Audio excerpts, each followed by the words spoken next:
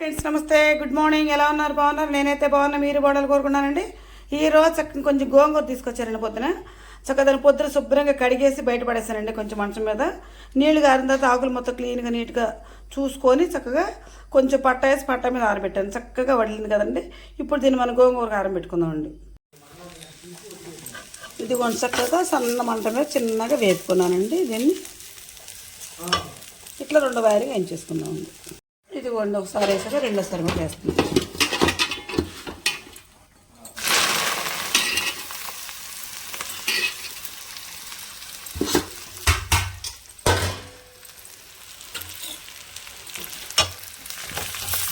ఇదిగో చక్కగా నూనె మొత్తం కాగే వరకు చక్కగా మంచిగా వేగాలండి ఇది సన్న మంట మీద.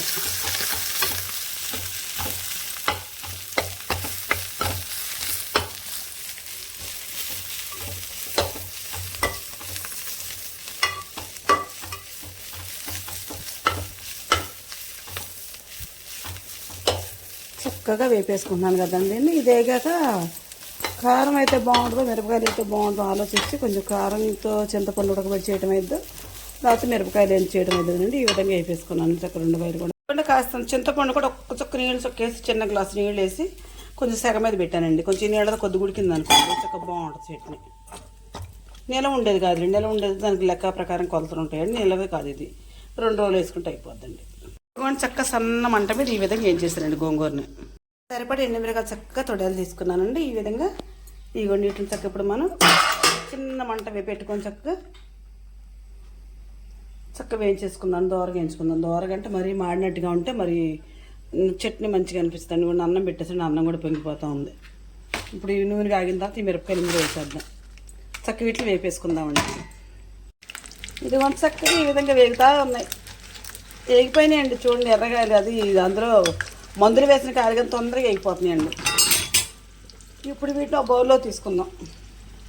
ఇదిగోండి ఎండుమిరకాయలు చక్కగా వేపుకున్నాను కదండి. అందులో కొద్ది పసుపు వేస్తున్నా, కాస్తంత గల్లుప్పు వేసేది దీన్ని కొద్ది మిక్సీ పట్టుకుందాం అండి. వర్షం పట్టింది కానీ మెత్తగా తొక్కటానికి మన మిరపకాయలు మంచిగా నలగవండి రోట్లో, అందుకే మిక్సీ పట్టేస్తానండి.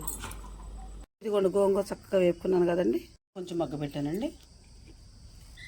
ఇది కూడా మిరపకాయలు చక్కగా పసుపు గల్లుప్పు వేసుకొని మిరపకాయలు మిక్సీ పెట్టానండి. ఎందుకంటేనండి చేతితో రాడ్డందండి, గట్టిగా నూరాలు చేసి ఆకరించట్లేదు. అందుకని మిక్సీ పెట్టేసుకొని చక్కగా రోట్లో దంపుకొచ్చినట్టు మిక్సీ పెట్టండి మెత్తగా. దానికి కావాల్సిన ఉల్లిపాయలు రోజు చక్కగా సిద్ధంగా రెడీ ఉంచానండి.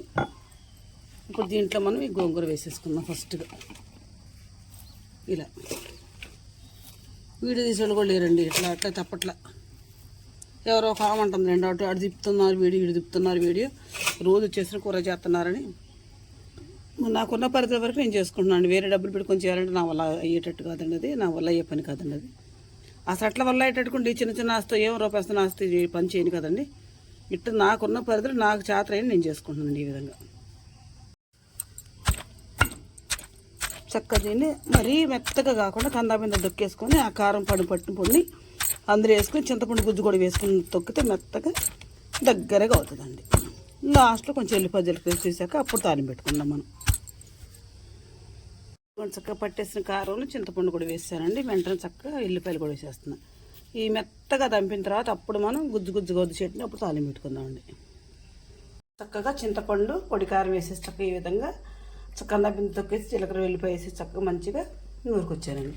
ఇప్పుడు ఆయిల్ పొయ్యి మీద పెట్టాను కదా, చక్కగా ఎండుమిరకాయ 4 వేద్దాం, మళ్ళీ కారం ఉంటుంది.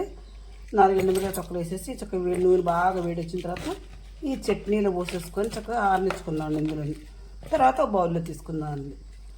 చక్కగా వేడి అన్నంలో కొద్దిగా నెయ్యి వేసుకొని తింటే భలేగా ఉంటుందండి. చాలా మంచిగా ఉంటుందండి, రుచిగా ఉంటుందండి. దీని ఆంధ్ర ఆవకాయ అని కూడా అంటారండి. అసలు గోంగూర చట్నీ ఇష్టపడిన వాళ్ళు అసలు ఉంటారండి. మా ఇంట్లో అయితే ఎక్కువ శాతంగా తింటారండి. చక్కగా వేగిన తర్వాత ఇది ఆయిల్ అందులో పోసేసుకుందామండి. నేను వేరే తాలింపులు కట్టే వేయలేదు, ఒక్క పూట 2 పూట సాయంత్రం వేసుకుంటే పొద్దున కూర ఇంట్లో ఉండేవాళ్ళం చట్నీ అంటే అందరూ తింటారండి. అదే నిల్వ పచ్చడి అయితే కొద్దిగా మరి అన్ని రకాల తాలింపులు వేసేసుకుంటే బాగుంటుంది. నేను జీలకర్ర వెల్లిపాయ మాత్రం ఎక్కువ శాతం వాడతానండి ఇంట్లో. ప్రతి దానికి నేను అన్నీ వేయనండి. ఇదిగోండి ఈ విధంగా నూనె ఆగింది, అందులో మిరపకాయ చక్కగా వేగిని ఇదిగోండి ఈ చట్నీ ఈ విధంగా పోసేస్తున్నాను.